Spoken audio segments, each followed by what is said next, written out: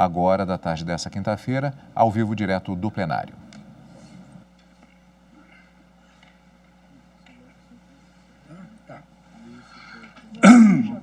Renovando meus votos, boa tarde a todos. Ministro Luiz Fux, presidente do STF. Recurso ordinário com agravo 848-107. Senta-se ao centro da mesa em formato de U invertido. Da repercussão geral. Na janela termo inicial de libras, para contagem da prescrição da pretensão executória do Estado a partir do trânsito julgado para acusação ou a partir do trânsito julgado para todas as partes. Nós temos hoje 456 processos sobrestados. Relatoria de Sua Excelência, o ministro Dias Toffoli, e temos 3 sustentações orais. Ministro Dias Toffoli, eu concedo a Vossa Excelência a palavra para o relatório. Boa tarde, obrigado, senhor presidente. O ministro Dias Toffoli fala por videoconferência. A todos os colegas e a todos os que nos acompanham. Ele tem pele clara, senhor cabelos presidente, grisalhos, farei um resumo assim do como a barba relatório e o bigode. e também Usa tem toga preta um por resumo cima do para o terno voto. preto, camisa Então, branca, o resumo do relatório gravata clara. é o seguinte: Ministério Ao fundo, Público do a Distrito imagem Federal e da fachada Territórios, do STF. com fundamento na linha A da Constituição, do permissivo constitucional, interpõe recurso extraordinário contra acórdão do TJDFT, assim emendado. Agravo em execução, prescrição da pretensão executória, termo inicial. Trânsito em julgado para a acusação, desprovimento. E entendeu o Tribunal do Distrito Federal que, item 1 da ementa, segundo dispõe o artigo 112.1 do Código Penal, a prescrição da pretensão executória começa a correr do dia em que transita em julgado a sentença condenatória para a acusação, não sendo cabível considerar como termo inicial do prazo prescricional a data do trânsito em julgado definitivo, sob pena de eleger termo interruptivo não previsto em lei. Item 2. Verificada a ocorrência de causa extintiva de punibilidade, deverá o juiz ou tribunal declará-la de ofício, nos termos do artigo 61 do Código de Processo Penal. Recurso conhecido e desprovido. Essa, então, é a ementa do julgado atacado. Em preliminar, o recorrente sustentou a repercussão geral da matéria no pleito extraordinário, que foi reconhecido pela Corte. No pleito extraordinário, o recorrente afirma que, como consequência do entendimento sufragado no então julgamento do HC 84.078, relatoria do ministro Eros Grau, no qual o tribunal concluiu, ante o princípio da presunção de inocência pela impossibilidade da execução da sentença penal condenatória antes de seu definitivo trânsito em julgado, dever-se-ia dar interpretação conforme ao 112.1 do Código Penal, fundada no interesse público, abro aspas, sob pena de tornarem-se infrutíferas as execuções criminais do país, todas fulminadas pela prescrição, fecho aspas. Na esteira desse raciocínio, aduz que o acordo recorrido teria vilipendiado o artigo 5º, incisos 2 e 57 da Constituição ao assentar a aplicabilidade do 112.1 do Código Penal para reconhecer a prescrição da pretensão executória em prol do recorrido. Nesse contexto, busca o recorrente o conhecimento e o provimento do extraordinário, para se afastar a prescrição da pretensão executória na espécie. Em contrarrazões, o recorrido assevera, citando doutrina e jurisprudência, que a prescrição da pretensão executória tem como termo inicial a data do trânsito em julgado da sentença condenatória para a acusação. Por isso, pugna pelo não conhecimento do recurso e, caso o tribunal dele conheça, pelo não provimento. Digo que o RE no relatório não foi admitido pelo TJ, todavia, por entender presentes os pressupostos de admissibilidade recursais, o provi para admitir o extraordinário. Considerando que o tema apresenta densidade constitucional elevada e extrapola os interesses subjetivos da parte, propus ao plenário virtual e a Corte reconheceu a repercussão geral. Instada a se manifestar, a Procuradoria-Geral da República opinou pelo conhecimento e pelo provimento do recurso extraordinário. Registro que deferiu o ingresso de amicicura, em especial a Defensoria Pública do Estado do Rio de Janeiro e da Defensoria Pública da União, em deferir pleitos de outros interessados, em razão de os requerimentos terem sido formulados posteriormente à liberação do recurso para inclusão em pauta de julgamentos. Igualmente, o pedido feito pela advogada Roseli Jaworowski de Campos foi indeferido pelo fato de ter sido efetuado ainda sob a égide do regime processual civil pretérito, que não permitiu o ingresso de pessoas físicas como amicus curiae, e, sobretudo, porque a peticionante não preencheria os requisitos da representatividade adequada. Esse, senhor presidente, é um resumo do relatório. Mais adiante, o meu posicionamento, até porque já fiz distribuir o meu voto a vossas excelências, sem, evidentemente, voltar a uma fundamentação dele, após as sustentações, que o meu voto é no sentido de dar provimento ao agravo em recurso extraordinário interposto pelo Ministério Público do Distrito Federal e Territórios e, ao fim, determinar o retorno dos autos ao Tribunal de Origem para que analise o caso à luz da tese que sugiro. E, até para facilitar a reflexão de todos, inclusive em especial para os pares, a tese que vou propor quando da oportunidade do voto, que o farei já adiante de maneira resumida, é a seguinte: a não recepção pela Constituição Federal da locução para a acusação, contida na primeira parte do inciso 1 do artigo 112 do Código Penal, conferindo-lhe interpretação conforme a Constituição, de forma a se entender que a prescrição começa a correr do dia em que transita em julgado a sentença condenatória para ambas as partes. Então, essa é a disposição do voto. E a tese que vou sugerir é a seguinte: a prescrição da execução da pena concretamente aplicada começa a correr do dia em que transita em julgado a sentença condenatória para ambas as partes, momento em que nasce para o Estado a pretensão executória da pena, conforme a interpretação dada pelo Supremo Tribunal Federal nas ADCs 43, 44 e 54, ao princípio da presunção de inocência, artigo 5º, 57 da Constituição Federal. Para facilitar os debates, senhor presidente, já adiantei o dispositivo e a tese que irei sugerir quando do pronunciamento do voto. Então, eu dou por feito o relatório, senhor presidente. Muito obrigado, ministro Dias Toffoli. Esse feito corresponde ao objetivo de desenvolvimento sustentável 16, paz, justiça e instituições eficazes.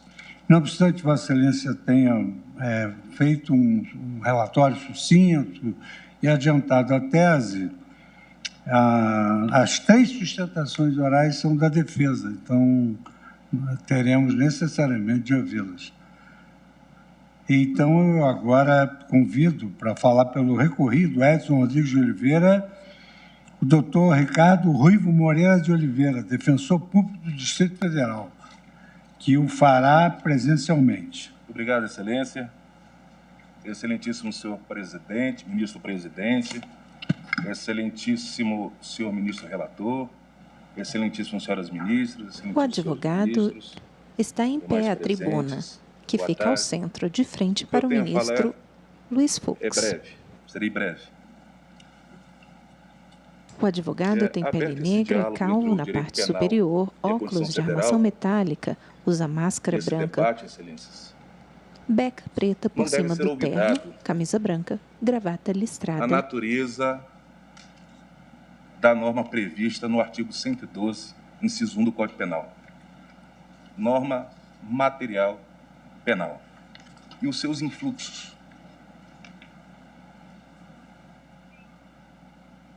Por ser uma norma material penal, ela está sujeita à observância da reserva legal, caso em que deve ser alterada apenas pelo legislador, sendo insuscetível de modulação pelo Poder Judiciário. Sustentação oral feita pelo advogado a salvaguarda Ricardo. Dessa interpretação encontrou, inclusive, eco em vários precedentes dessa casa. STF julga processo sobre o momento de início do prazo de prescrição. A respeito da matéria, que não deve ser desconhecida e nem esquecida por Vossas Excelências. No agravo regimental, no recurso ordinário em habeas corpus, 155-211, de relatoria do ministro Gilmar Mendes, julgado em 20 de 9 de 2019, em que Sua Excelência assim pontificou. Não desconheço a controvérsia que gira em torno do marco inicial da prescrição, após a sentença condenatória.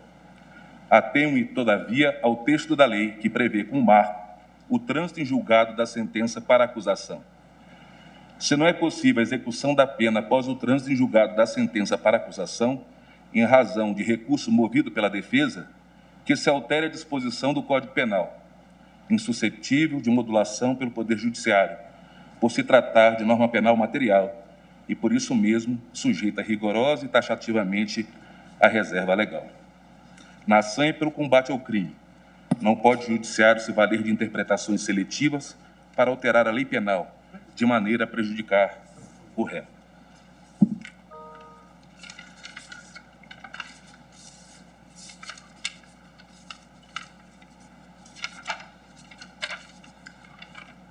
Uma ponderação, Excelências.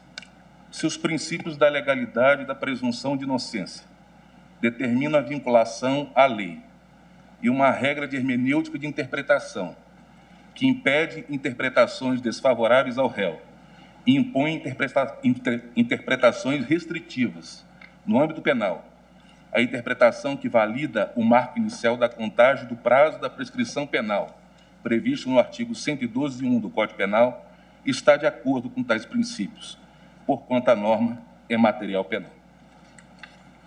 Considerando que essa norma é mais benéfica e que essa Suprema Corte encontra-se dividida na exegese do artigo 112.1 do Código Penal, que o marco inicial de contagem do prazo da prescrição executória previsto na redação do Código Penal é inegavelmente mais benéfico ao réu, e se dê primazia à norma mais favorável, nos termos do artigo 29 da Convenção Interamericana de Direitos Humanos, que, como já assinalado pelo ministro Celso de Mello, no agravo regimental nos embargos infringentes na ação penal 863 São Paulo, confere, no domínio de interpretação dos direitos e garantias fundamentais, primazia à norma mais favorável, consoante tem enfatizado a própria jurisprudência desta Suprema Corte. Excelências, a defesa requer um improvimento e agradece a oportunidade. Doutor Ricardo Ivo Moreira de Oliveira, defensor público do Distrito Federal. Agora falará pelo amicus curiae, Defensoria Pública da União, o doutor Gustavo Zordéia da Silva, defensor público federal, que está no nosso painel da videoconferência. Eminente ministro-presidente, ministro Luiz Fux, eminentes senhoras ministras, eminentes senhores ministros, boa tarde a todas e todas. O defensor público fala por videoconferência. Tem pele clara, cabelos castanhos, óculos de armação escura, quadrada. Usa terno, grafite, blusa clara. Que o termo inicial da prescrição da uma parede branca com um mapa mundial. A partir do trânsito em julgado da condenação para o Ministério Público.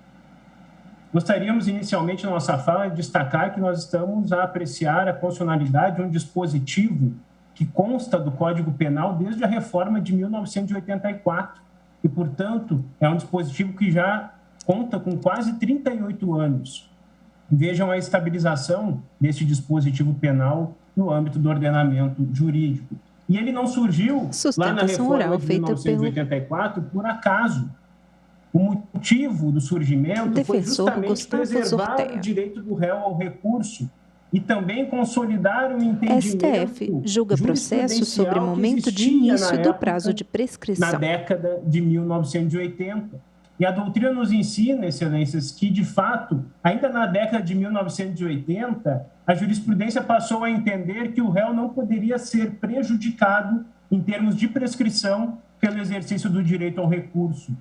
Não se poderia inibir o direito ao recurso do réu pelo adiamento do início da contagem do prazo prescricional em razão do simples fato de ele ter exercido tal direito, que, em verdade, está intrinsecamente ligado aos preceitos do devido processo legal, do contraditório e da ampla defesa. E, portanto, a proteção também é a esses princípios constitucionais. Observem, então, que o tema não está relacionado apenas à possibilidade ou não de executar a pena, ou à existência ou não de uma inércia do Estado em executar a pena, como faz crer o recorrente, mas também está relacionado à impossibilidade de prejudicar o réu em termos de prescrição pelo exercício de seu direito ao recurso. Ainda que não se concorde, excelências, com essa opção que foi feita pelo legislador, entendemos que o controle de constitucionalidade não é uma via adequada para alterar essa regra. A rigor, nós não identificamos fundamentos constitucionais que possam conduzir a uma alteração da regra no âmbito do controle de constitucionalidade. Nos parece que o espaço adequado para qualquer e eventual alteração é o Poder Legislativo. E o Poder Legislativo teve diversas oportunidades para promover essa alteração e, com acerto, diga-se de passagem, não promoveu, inclusive no recente pacote anticrime. Mas examinando os fundamentos constitucionais e partindo dos fundamentos que são levantados pelo recorrente neste processo, dizemos que ele invoca o princípio da legalidade estrita em matéria penal, mas este princípio da legalidade estrita em matéria penal, em verdade, conduz justamente à observância do texto legal atualmente em vigor e não à alteração desse texto. O recorrente invoca também a presunção de inocência ou de não culpabilidade, segundo a qual, na definição dessa Suprema Corte, o início do cumprimento de pena dependeria do trânsito em julgado para ambas as partes. E também foi o fundamento já antecipado pelo ministro Dias Toffoli. Por esse argumento, então, se entende que a pena só poderia ser cumprida a partir do trânsito em julgado para ambas as partes. E, portanto, não seria possível, antes disso, atribuir qualquer inércia ao Estado e não seria possível, então, iniciar a contagem da prescrição da pretensão executória. Esse é o raciocínio que envolve o argumento. Mas a Defensoria Pública da União tem a dizer que não há essa correlação lógica entre o atual formato da presunção de inocência e o início da contagem do prazo da prescrição da pretensão executória. E utilizamos um exemplo para desvelar isso. Imaginemos um caso, excelências, que, aliás, é muito usual para as defensorias públicas e de amplo conhecimento dos colegas defensores públicos que aqui estão, em que o réu é preso em flagrante, permanece preso preventivamente e vem a ser condenado em primeira instância, transita a sentença para acusação e a defesa prossegue sozinha no caminho recursal. Não haveria, pergunta-se, não haveria uma inércia do Ministério Público ou do próprio Estado, caso deixe de requerer, por exemplo, a expedição da guia de execução provisória, que permitirá desencadear a execução provisória e o usufruto antecipado de alguns benefícios da execução?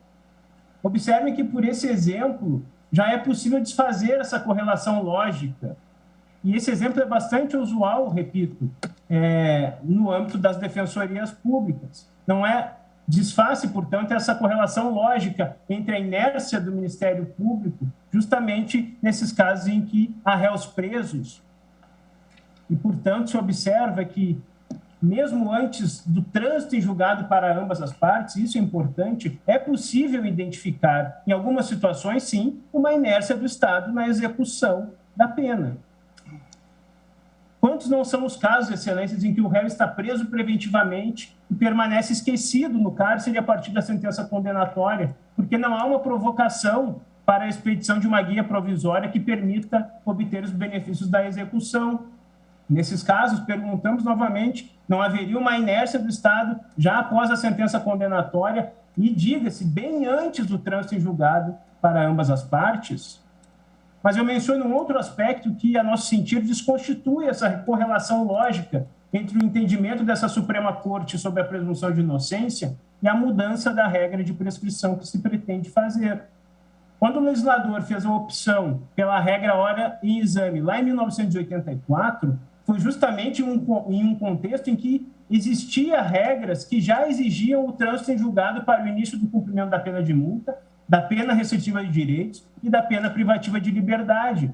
Portanto, a lei, o ordenamento jurídico penal, já previa a exigência de trânsito em julgado para iniciar o cumprimento da pena em qualquer dessas modalidades. E, mesmo assim, adveio essa regra de prescrição que ora se está a examinar. Quer-se dizer que a exigência de trânsito em julgado para o início do cumprimento da pena não interferiu como não pode interferir no termo inicial da prescrição da pretensão executória àquela época, em 1984. E acrescentamos, Excelência, que o legislador infraconstitucional, fora dos ditames constitucionais de prescritibilidade, 848107, MPDFT contra Edson Rodrigues de Oliveira. Sustentação oral feita pelo advogado Gustavo Zorteia. STF julga processo sobre o momento de início do prazo de prescrição. Quando se o faz para evitar que o réu possa ser prejudicado em termos de prescrição por ter exercido seu direito ao recurso, como no presente caso. E avançando um pouco sobre os fundamentos que foram invocados pelo recorrente, nós entendemos importante estabelecer e ampliar uma dialética para perquirir se haveria violação à inafastabilidade da jurisdição, ou a uma tutela jurisdicional efetiva, ou a uma justiça efetiva. Por esse argumento, se entende que a regra atual daria ensejo a manobras recursais protelatórias por parte da defesa para assegurar a prescrição. Ora, Excelências, o abuso no direito de recorrer deve ser pontualmente e concretamente combatido. E esse Supremo Tribunal Federal dispõe de mecanismos efetivos para combater o abuso ao direito de recorrer, como, por exemplo, a determinação de imediata certificação de trânsito em julgado, quando se depara com um recurso abusivo, ou mesmo o entendimento dessa Suprema Corte que faz retroagir a formação da coisa julgada diante de um recurso extraordinário e incabível. Avançando um pouco também nesse exercício dialético, dizemos que a atual regra não enseja uma proteção deficiente em matéria penal. Em verdade, Excelência, a doutrina questiona mesmo se os direitos fundamentais poderiam, por si sós, sem uma previsão constitucional expressa de punição, justificar um dever de proteção do Estado por intermédio de normas penais e, assim, conduzir à eventual identificação de proteção deficiente em matéria penal. Concorde-se ou não com esse entendimento, prevaleça ele ou não, o fato é que nós não identificamos qualquer direito fundamental atribuído à pessoa humana que, neste caso, pudesse estar submetido a uma proteção deficiente por conta da regra de prescrição. Já encaminhando para o final, Excelências, a manifestação da DPU, portanto, é pelo desprovimento do recurso extraordinário para que se afirme a constitucionalidade deste artigo 112.1 do Código Penal. E, subsidiariamente, Excelências, trazemos à consideração de Vossas Excelências a possibilidade de se manter a aplicação dessa regra para casos em que haja prisão preventiva e em que não sejam adotadas providências para se promover uma execução provisória após o trânsito em julgado para o Ministério Público. Nesses casos, como dissemos anteriormente, é possível, sim, identificar uma inércia do Estado no cumprimento da pena antes mesmo do trânsito em julgado para ambas as partes. Agradecemos a atenção de Vossas Excelências. Muito obrigado, doutor Gustavo Zorteia. Convido agora para falar pelo amicus curiae de Defensoria Pública do Estado do Rio de Janeiro, doutor Pedro Paulo Dorival Carrielo, que o fará presencialmente. E, posteriormente, passarei a palavra à Sua Excelência Procurador-Geral da República. Excelentíssimo senhor ministro-presidente do Supremo Tribunal Federal, ministro Luiz Fux. O defensor público ocupa a tribuna que fica ao centro, de frente para o ministro Luiz Fux. A gente fica relembrando de coisas aqui.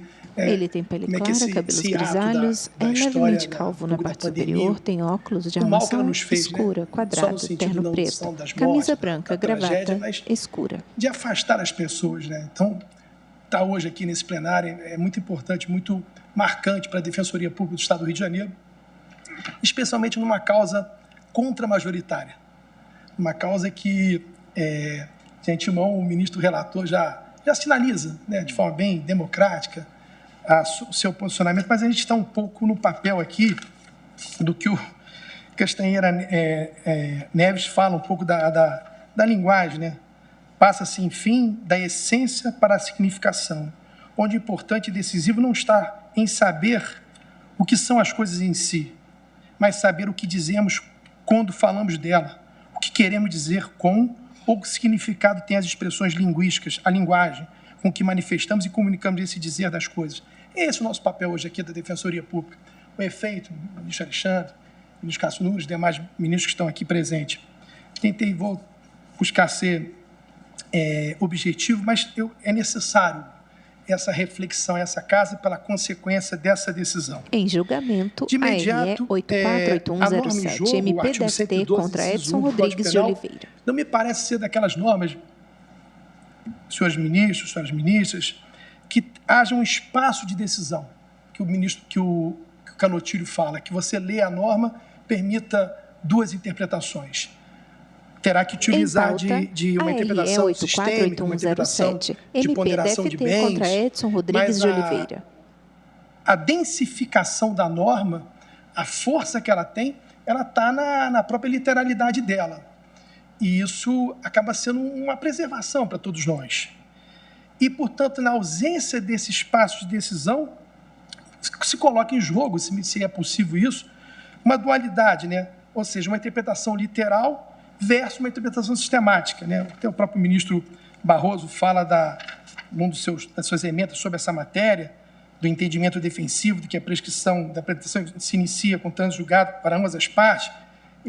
Sua Excelência acaba falando da existência de uma tutela jurisdicional efetiva, ou melhor, uma justiça efetiva.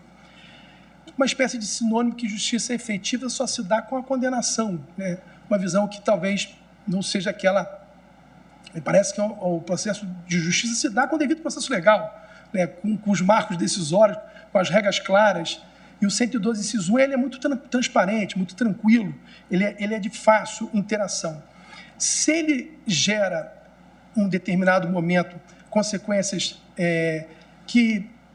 o próprio hoje ministro Fachin disse que, se me permite, aqui lembrando do julgamento anterior, o senhor falou que usou um pouco dessa expressão, ainda que não seja eficaz ou não, é essa decisão, é essa matéria da lei. Sobre o julgamento passado, agora o senhor usou, na brevidade do seu voto, isso. Eu digo isso. Ainda que não seja essa a razão, a efetivação, na visão do ministro Barroso, mas é essa a vontade do legislador. Sustentação oral feita pelo advogado Pedro Paulo Há 38 anos ele diz assim, e de repente no marco STF julga processo sobre momento de início do prazo de prescrição. Se altera, se dá, me permita aqui uma expressão, 38 anos após, 1984, essa norma do 112 antecede a própria ideia da presunção de inocência.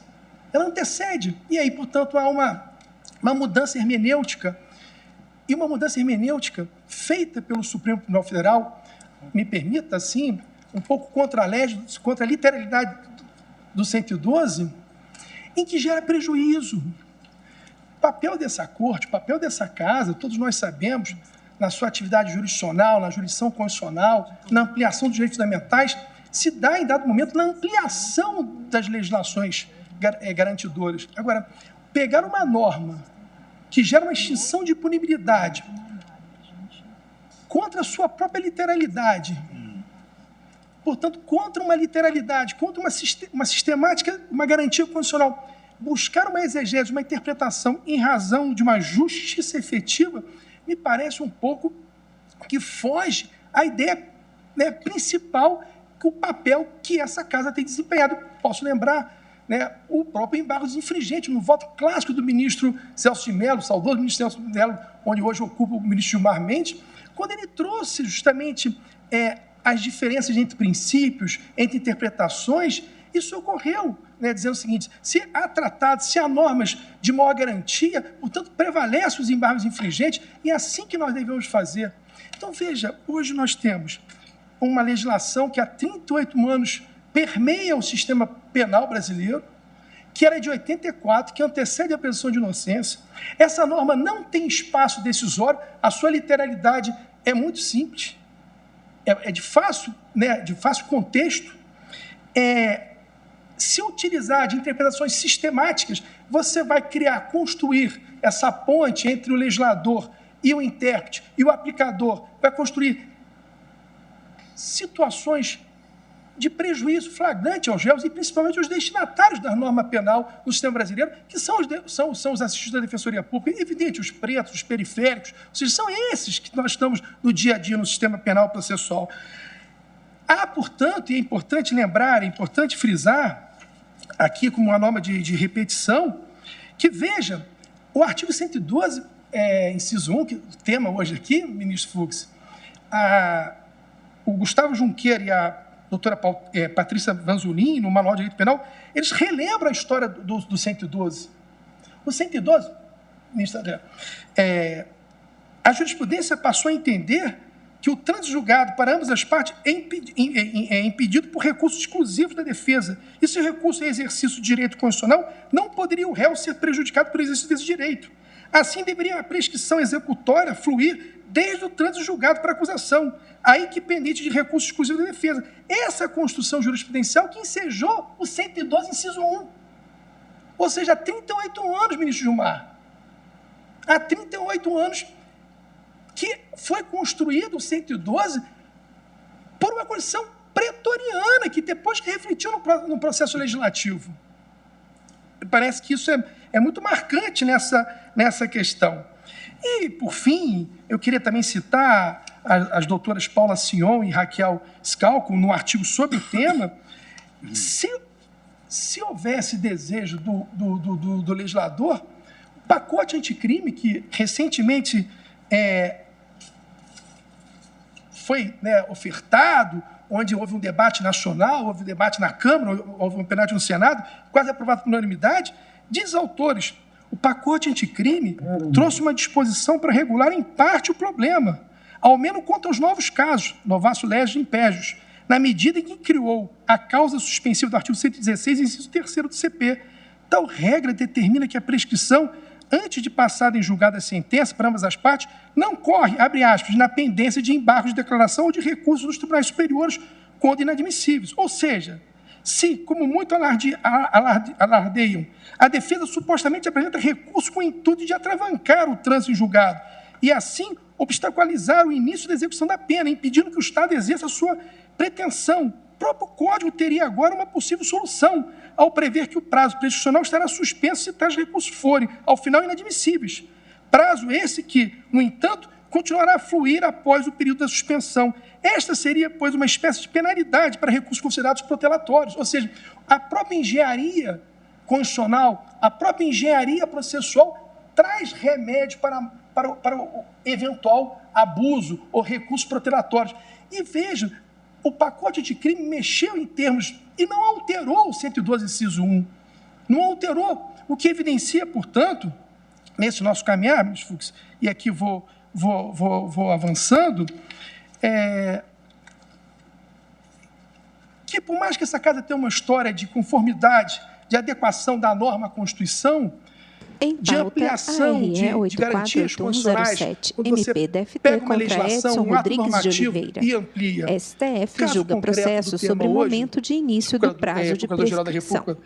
Ele contraria toda a história de você buscar, através da Constituição democrática, a Constituição cidadã, fruto de um processo de transição que surgiu durante a celebração constitucional, e dela uma presunção de inocência, em razão dessa presunção, esse plenário por 6-5, esse reencontro que nós estamos tendo hoje aqui, e dele extrair um entendimento de uma aplicação, ou seja, se extrai algo, a literalidade da presunção de inocência, e dela, por como consequência, então vamos ter que alterar o 112, inciso 1, sem ter essa atividade, sem que essa atividade gere qualquer bônus ao destinatário dos direitos fundamentais, que é o homem, o cidadão, o efetivo aqui da massa carcerária.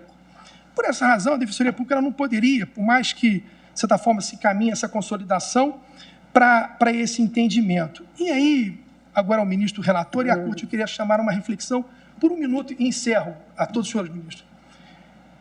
Se é uma ruptura hermenêutica de 38 anos, eu queria chamar a reflexão aos senhores, então por que não valer se vigorar esse tema daqui para frente? Um efeito modular na decisão. Afinal, toda norma penal ela tem a ideia da previsibilidade, ela tem a ideia de efeito retroativo. Se há 118 anos um juiz, um promotor, um defensor, um advogado, um estudante leu o 112, ministro Alexandre, por que então a Suprema Corte, que faz uma alteração, que tem feito nesses votos que hoje aqui vai consagrar, ela me parece, por segurança, ministro Gilmar, ela tem que valer daqui para frente. É o mínimo que se espera. Ou seja, porque é uma norma penal de 38 anos que diz assim, olha, não é esse o sentido, agora vale para ambas as partes. Essa mudança não é uma mudança recente pós-atividade legislativa.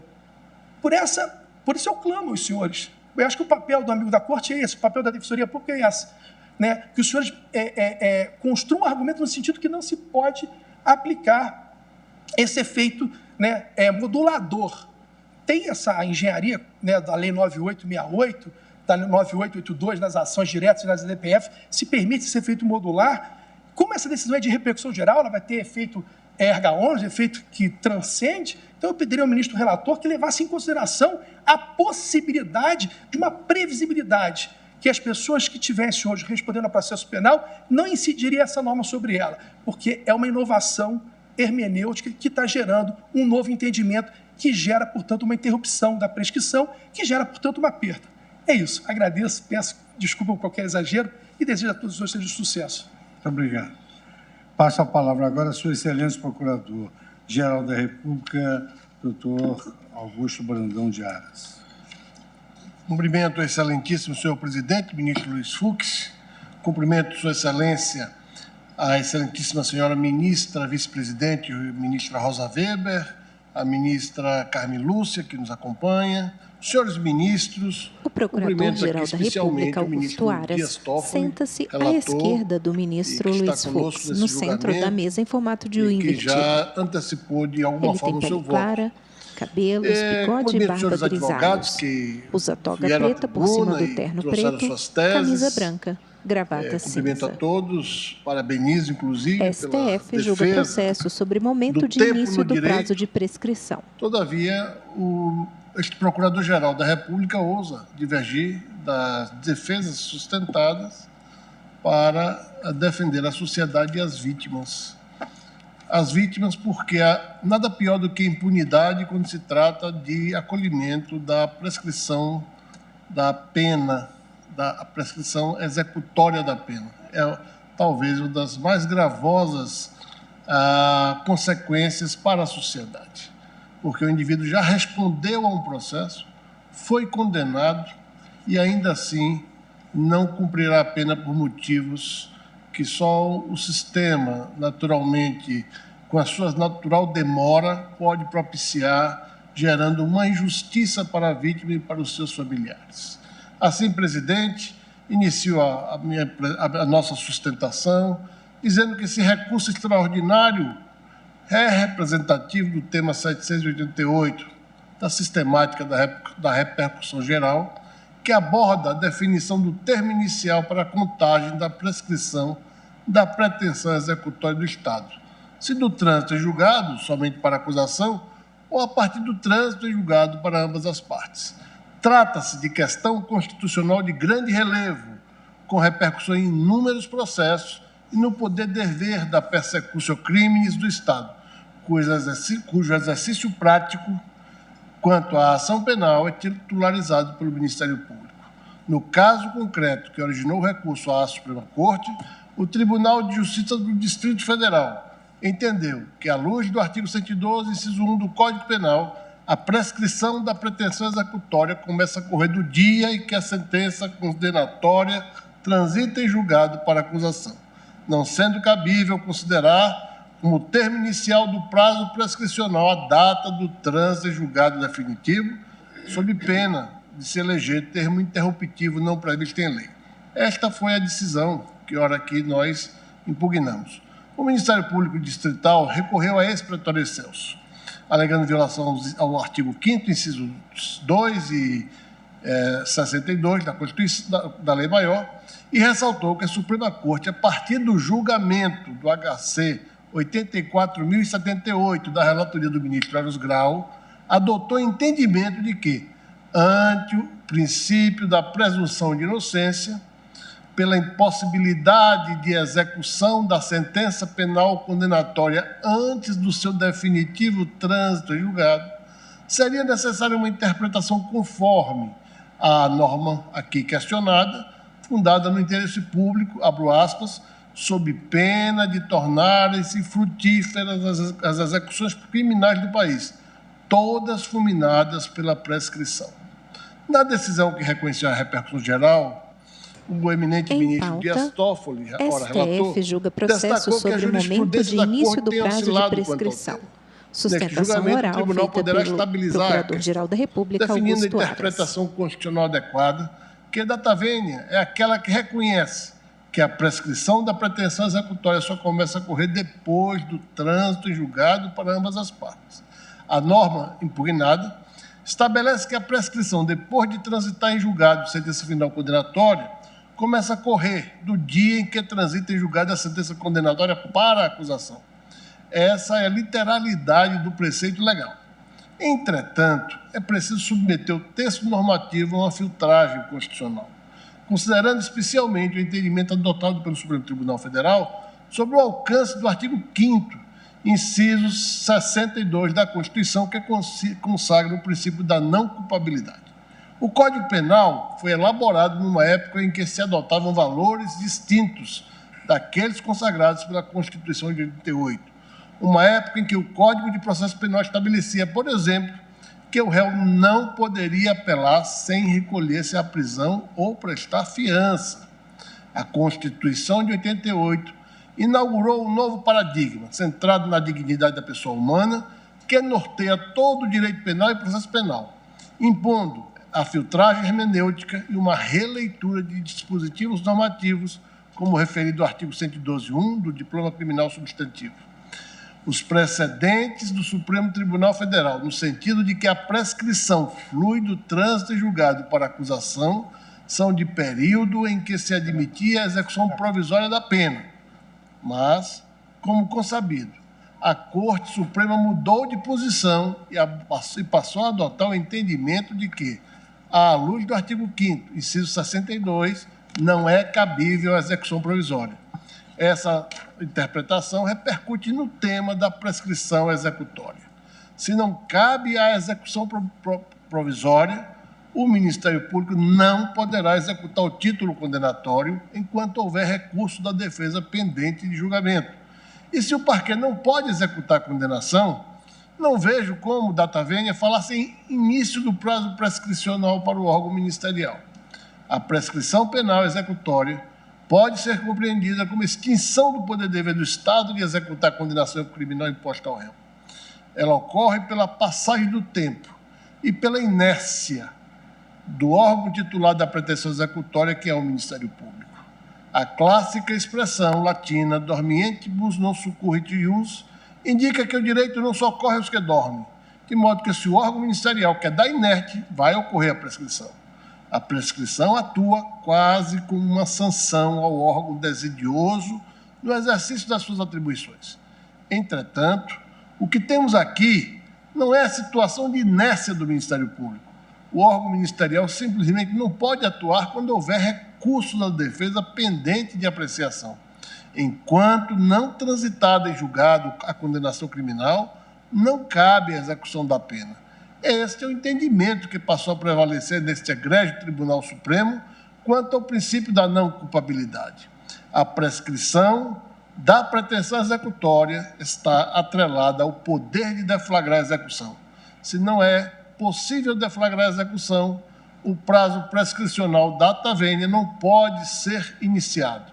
Este parece ser o consectário lógico, linear, talvez até uma reafirmação de outros princípios do direito processual do direito constitucional de ação. A título ilustrativo, imaginemos a seguinte hipótese. Juízo de primeiro grau condenou o réu por crime de peculato, na pena mínima que é de 2 anos.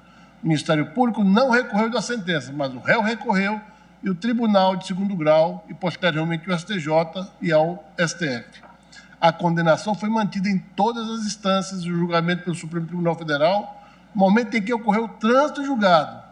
E isto se deu 4 anos e 2 meses de condenação inicial. Numa situação como essa, a condenação de 2 anos, a prescrição executória é de 4 anos, e assim, com essa situação, está-se-ia com a execução prescrita. Se olharmos esse exemplo pela literalidade do artigo 112.1 do Código Penal, a prescrição teria começado a correr para o Ministério Público quando da sentença de juízo de primeiro grau. Entretanto, pela jurisprudência invocada. O órgão ministerial não poderia ter deflagrado a execução antes do trânsito do julgado.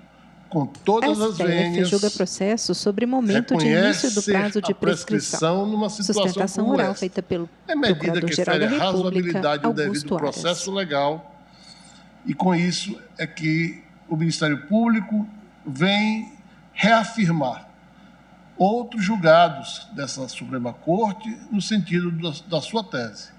Por isso, insiste o parquê. Se não pode executar a condenação, não há como falar-se em início do prazo prescricional para o órgão ministerial. A pretensão executória, exercida pelo agente do parquê, tutela as vítimas do delito e a sociedade em sua inteireza, que tem legítima expectativa de que aqueles que infringem a norma penal suportem as consequências previstas na legislação. Bem, por isso, decidir pela aplicação literal do artigo 111, inciso 1 do Código Penal implica atingir as vítimas da criminalidade e toda a sociedade brasileira. Sob a perspectiva das vítimas, convém ressaltar que a Declaração dos Princípios Básicos de Justiça relativos às vítimas de criminalidade e de abuso do poder, adotada pela Assembleia Geral das Nações Unidas em 1985,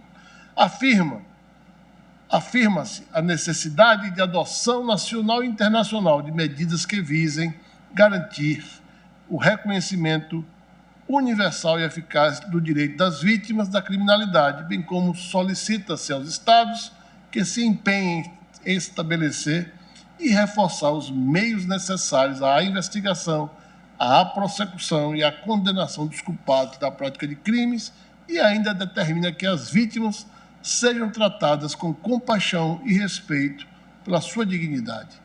Decidir-se, repita-se, pela prescrição, quando a pretensão executória ainda não pode ser deflagrada da tavênia, menoscaba a proteção internacional dedicada às vítimas.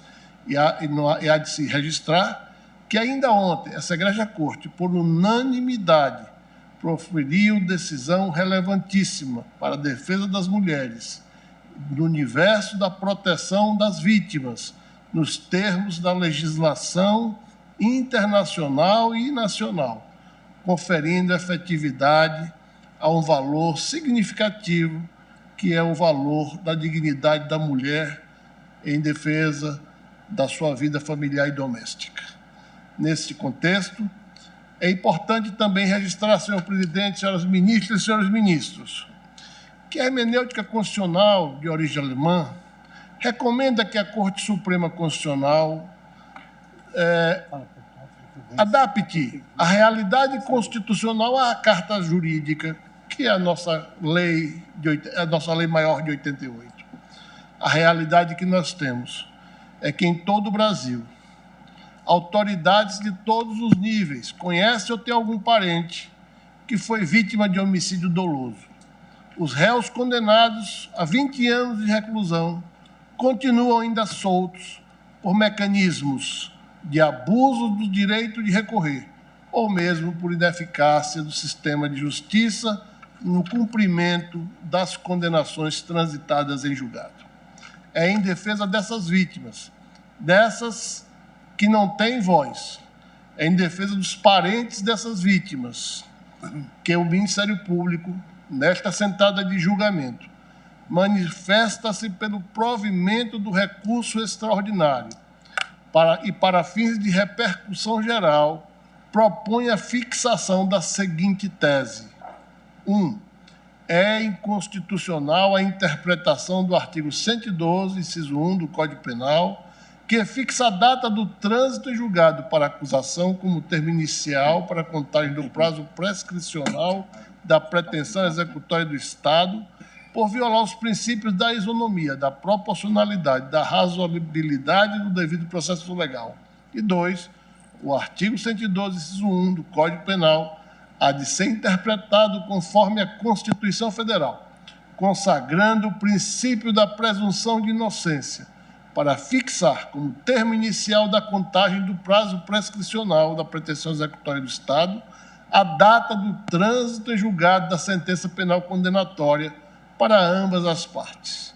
Assim, senhor presidente, senhoras ministras e senhores ministros, crê o Ministério Público nesta sustentação em especial, que o devido processo legal, com todos os seus atributos, com todo o seu conteúdo, não se dirige exclusivamente aos réus, aos acusados, mas também às vítimas e aos seus parentes que sofrem todas as suas perdas. Muito obrigado a todas e a todos. Muito obrigado, excelentíssimo Ministro Luiz Fux. Procurador-Geral da República. O ministro Toffoli pede a palavra.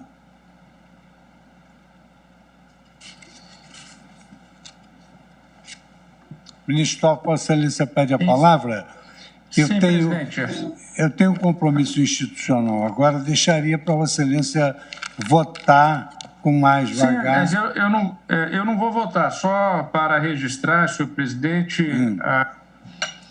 as sustentações orais do doutor Ricardo, defensor público do Distrito Federal, do doutor Gustavo, defensor público federal, geral federal, e a sempre bem-vinda manifestação do doutor Pedro Paulo pela Defensoria Pública do Rio de Janeiro, e agora também a iminente manifestação oral do doutor Procurador-Geral da República, Augusto Aras. Senhor presidente, só para algumas reflexões com os colegas, não mais do que 30 segundos, realmente as manifestações orais apresentam densidade quanto às questões relativas a momento de decisões de acordo com a jurisprudência da Corte. Eu vou proferir o voto na sessão que Vossa Excelência marcar a continuidade desse julgamento, mas para uma reflexão conjunta e inclusive para a ajuda dos colegas a este relator,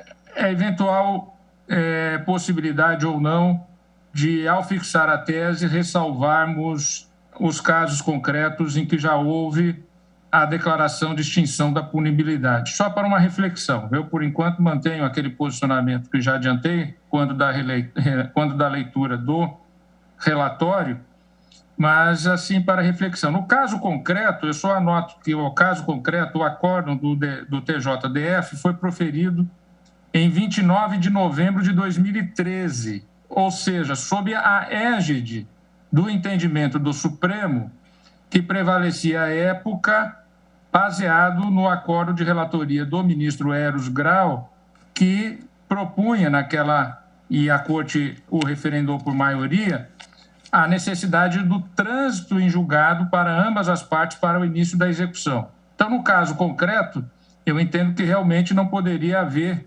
a execução da pena a partir da condenação, porque havia uma decisão do Supremo que exigia o trânsito em julgado para a prisão a prisão executória da pena.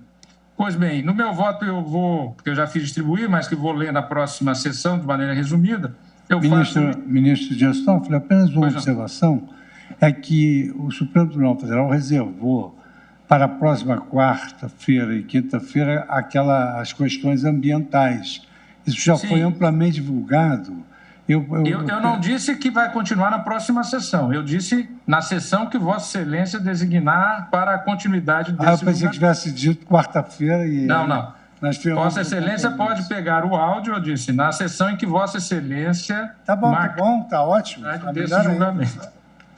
Por isso que eu gostaria de fazer essas reflexões, senhor presidente, já imaginando que não seria na próxima sessão, e repetindo, eu disse, na sessão em que Vossa Excelência marcar para a continuidade do julgamento.